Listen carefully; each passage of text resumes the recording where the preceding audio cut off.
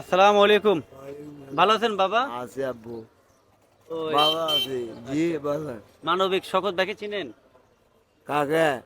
মানবিক শকত ভাইকে জি না। চিনেন না? না, মানবিক শকত ভাইয়ের মূল টার্গেটটা হচ্ছে এটা রাখেন। মূল টার্গেটটা হচ্ছে এটা আপনাদের মতো অসহায় মানুষগুলোকে নিয়ে কাজ করবে। বলেন ঠিক আছে ইনশাল্লাহ। কে বলছে?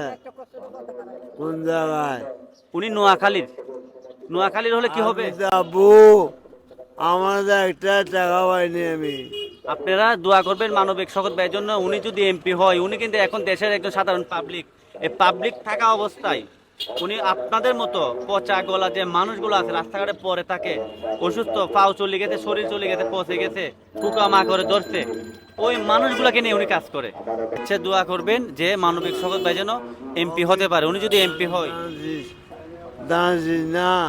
না না, উনি কোনো দলীয় না, উনি স্বতন্ত্র প্রার্থীর থেকে এমপি হতে যাচ্ছে। ওনার মূল টার্গেটটা হচ্ছে যে আপনাদের মতো যে মানুষগুলো আছে রাস্তাঘাটে পড়ে থাকে, শুয়ে থাকে, অসুস্থ, শরীরে বিভিন্ন অংশ পচে যায়, গলে যায়, ওই মানুষগুলোকে নিয়ে উনি কাজ করতেছে।